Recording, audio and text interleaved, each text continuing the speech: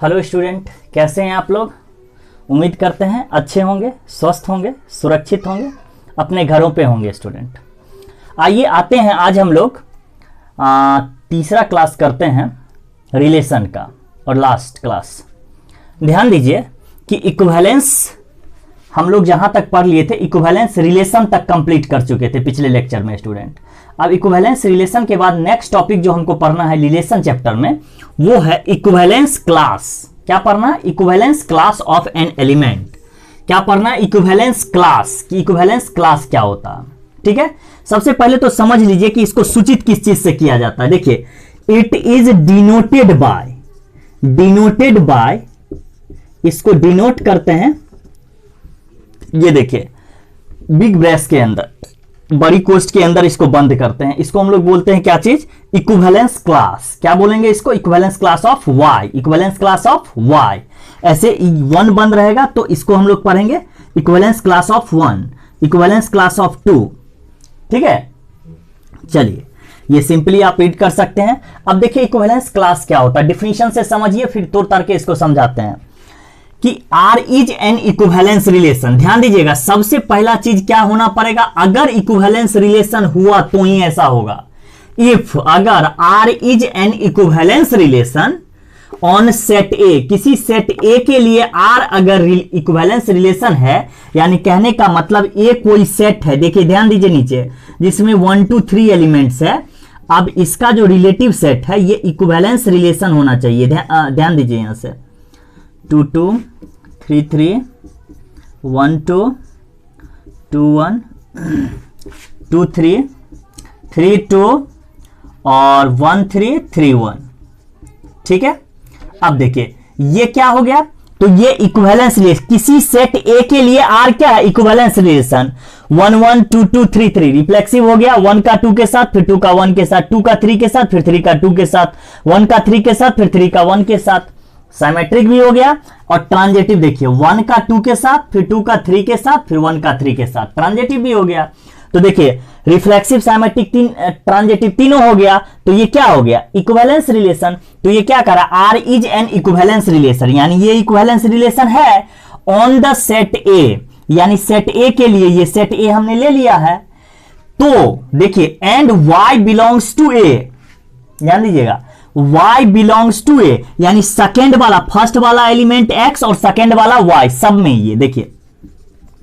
ठीक है, फर्स्ट वाले एलिमेंट को हम लोग को x समझना है, सेकेंड वाले को y, फर्स्ट को x और सेकेंड को y, कोई दिक्कत?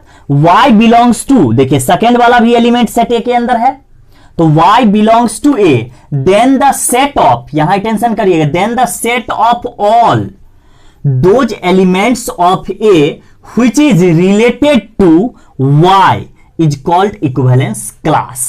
देखिए क्या कर रहा है? all those elements of a which is related to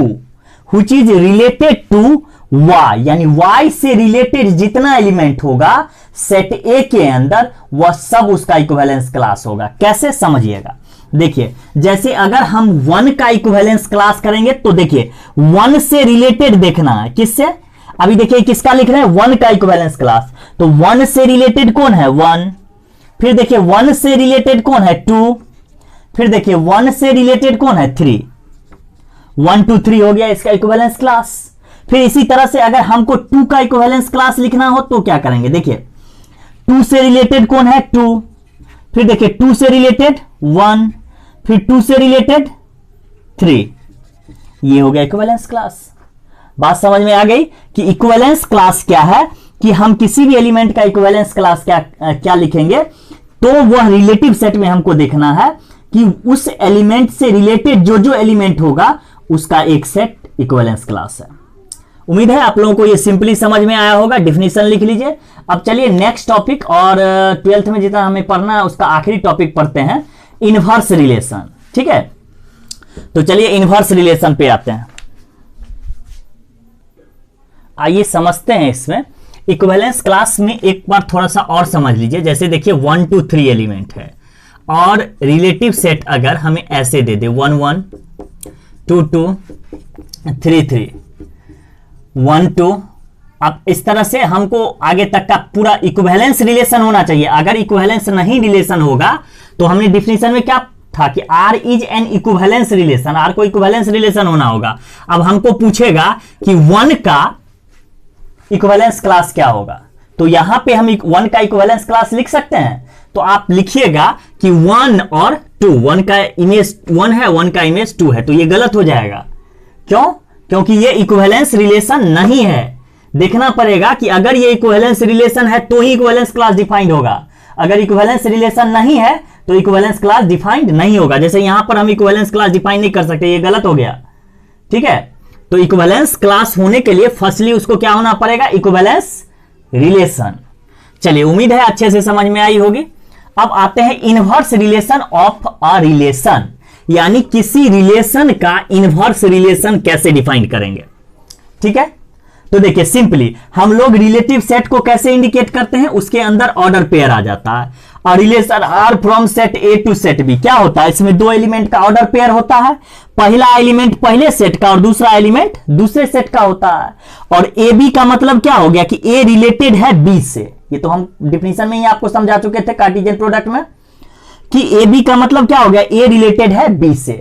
तो जनरली हम लोग रिलेशन को इस तरह से ही लिखते हैं क्योंकि इसके अंदर ऑर्डर पेयर आता जाता है। ए के जगह 1 हो, 2 हो, 3 हो, 4 हो, आता जाएगा। तो देखिए इसका इनवर्स, ये रिलेशन हुआ। अब इसका इनवर्स रिलेशन क्या होगा, सिंपल, इसमें जो डोमेन है उस और रेंज है उसको उलट देना है। देखिए इसमें डोमेन ए है तो यहां रेंज हो गया, यहां जो रेंज है यहां ये डोमेन हो गया, यानी ए बी है तो ये उल्टा हो जाएगा बी ए। जैसे फॉर एग्जाम्पल देखिए सिंपल, बहुत सिंपल है ये, जैसे 1 2 है, 3 4 है, 5 6 है। ठीक है, अब हमें कहेगा कि आर इनवर्स क्या होगा, तो आर इनवर्स क्या हो जाएगा, देखिए उलट देना है बस, 2 1 4 3 5 6 5, बस हमने क्या किया, उलट दिया। कोई दिक्कत इसमें आपको? उम्मीद है दिक्कत नहीं होगी कि सिर्फ और सिर्फ इनवर्स रिलेशन में क्या हो जाता है, उलट जाता है। तो एक चीज देखिए, यहां डोमेन जो है, डोमेन ऑफ आर, आर का डोमेन क्या है, देखिए आर को देखना है 1 3 5, आर का डोमेन क्या है 1 3 5। लेकिन देखिए आर इनवर्स का, आर इनवर्स कैसे लिखेंगे ये समझ गए। एक रिजल्ट, इंपॉर्टेंट रिजल्ट आप देखिएगा, आर का डोमेन क्या है, फर्स्ट एलिमेंट डोमेन होता है 1 3 5, लेकिन आर इनवर्स में देखिए 1 3 5 क्या है, रेंज।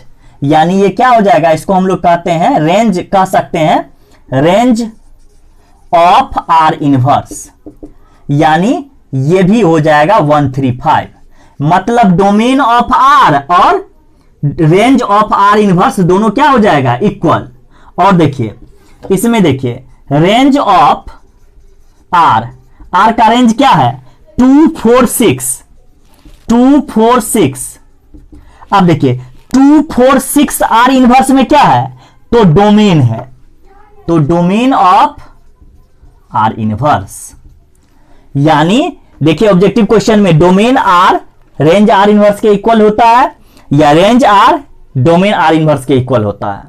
उम्मीद है आपको अच्छे से समझ में आई होगी। इनवर्स रिलेशन में सिर्फ उसको उलट देना है, सिर्फ ऑर्डर पेयर जो है उसके एलिमेंट को उलट देना है, डोमेन को रेंज और रेंज को डोमेन बना देना है।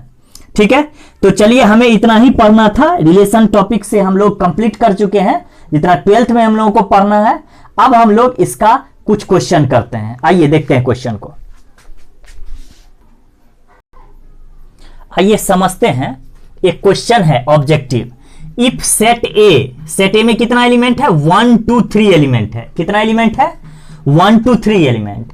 द नंबर ऑफ रिफ्लेक्सिव, पूछ रहा है कि the number of reflexive relation on set A is, यानी सेट ए से कितना रिफ्लेक्सिव रिलेशन डिफाइंड हो सकता है, यानी रिफ्लेक्सिव रिलेशन की संख्या कितनी है, इस सेट ए से कितना रिफ्लेक्सिव रिलेशन डिफाइंड हो सकता है। तो देखिए इसके सॉल्यूशन को समझते हैं, ठीक है ना, इसके सॉल्यूशन को समझते हैं। ध्यान दीजिएगा कि सबसे पहले समझते हैं कि ए क्रॉस ए में कितना एलिमेंट होगा। तो देखिए ए में 3 एलिमेंट्स हैं, 3 क्रॉस 3 यानी कितना आ जाएगा 9, यानी कितना ऑर्डर पेयर होगा 9 गो ऑर्डर पेयर हो जाएगा। ए क्रॉस ए करेंगे तो कितना ऑर्डर पेयर होगा 9 ऑर्डर पेयर हो जाएगा, कोई दिक्कत इसमें। अब हमको क्या चाहिए, तो रिफ्लेक्सिव रिलेशन, ध्यान दीजिएगा। तो हमने क्या कहा, जितना सबसेट की संख्या होगी उतना रिलेशन होगा। तो इसमें देखेंगे कि कितना सबसेट बन सकता है, लेकिन इसमें एक चीज दे दिया है क्या, कि सिर्फ रिफ्लेक्सिव के बारे में पता करो।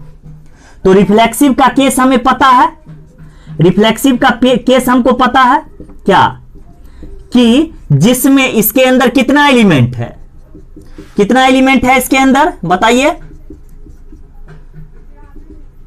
कितना एलिमेंट है, 3 एलिमेंट्स। अब देखिए, यानी सभी के अंदर रिफ्लेक्सिव तब होगा जब सभी के अंदर ऐसा सबसेट जिसके अंदर ये 3 ऑर्डर पेयर इन्वॉल्व हो ही, तो ही रिफ्लेक्सिव होगा। क्योंकि 3 एलिमेंट है, 1 1 2 2 3 3 सब में होना चाहिए, आगे भी जाएगा, वो सब सबसेट होगा। तो देखिए ये 3 कितना ऑर्डर पेयर है, 9, जिसमें से ये 3 ऑर्डर पेयर तो कंपलसरी सब में होना ही पड़ेगा, ठीक है। तो अरेंज कितना को करना है, तो इसमें से 3 को घटा देंगे, क्योंकि 3 ऑर्डर पेयर तो आ गया ना, कितना बच गया, 6 ऑर्डर पेयर। यानी 6 ऑर्डर पेयर को ही अरेंज करना है, उल्टा पुल्टा सुल्टा करके लिखना है। कितना बच गया, 6। कोई दिक्कत इसमें से।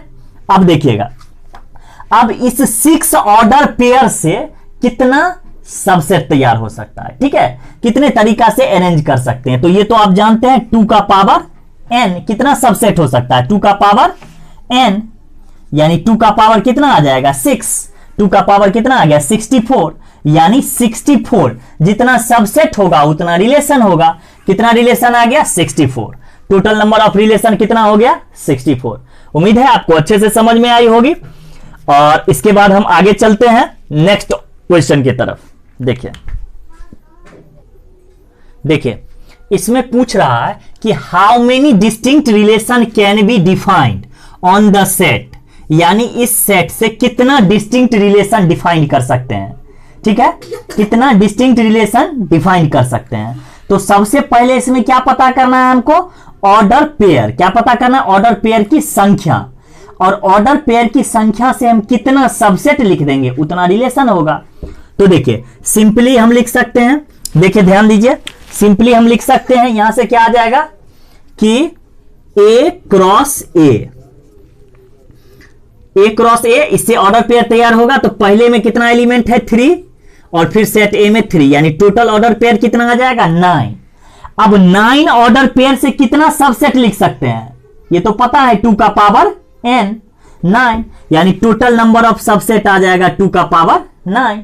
जितना सबसेट की संख्या होगी उतना ही रिलेशन होता है, तो 2 का पावर 9 सिंपली। चलिए नेक्स्ट क्वेश्चन को देखते हैं।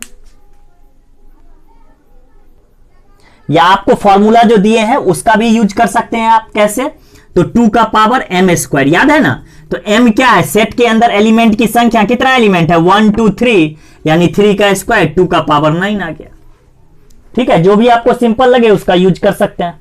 चलिए नेक्स्ट क्वेश्चन को देखते हैं।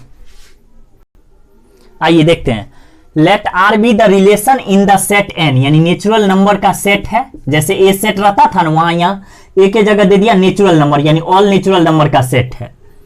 आर रिलेटिव सेट है, नेचुरल नंबर डिफाइंड बाय, और रिलेटिव सेट कैसे डिफाइंड हो रहा है, ए बी, यानी पहले ए है उसके बाद बी है। और इसमें देखिए कंडीशन, इसके a equal to b minus 2, main condition क्या दिया, a equal to b minus 2, लेकिन कह रहा है b में वैसा वैल्यू आएगा जो 6 से बड़ा हो, 6 से बड़ा वैल्यू लेना है।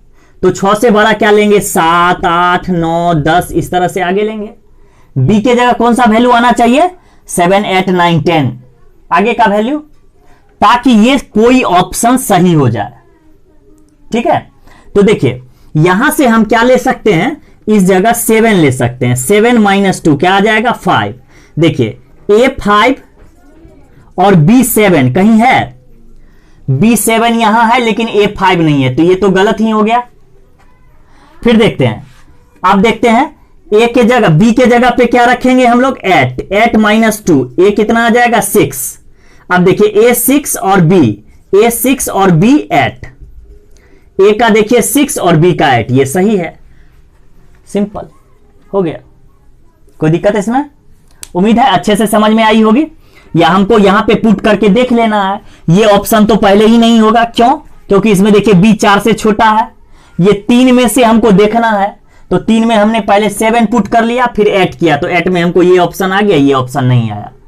ठीक है, तो चलिए ये गलत है, ये गलत है और ये भी गलत है। सही कौन हो गया? सी। उम्मीद है आपको अच्छे से समझ में आई होगी। अब चलिए अगले लेक्चर में आप लोगों को क्वेश्चन का सॉल्यूशन भेजेंगे, और जिसको जिसको डॉट आएगी उसको लाइव क्लास में उस चीज को क्लियरिफिकेशन करेंगे। चलिए आज के लिए बस इतना ही, मिलते हैं नेक्स्ट वीडियो में, तब तक के लिए धन्यवाद।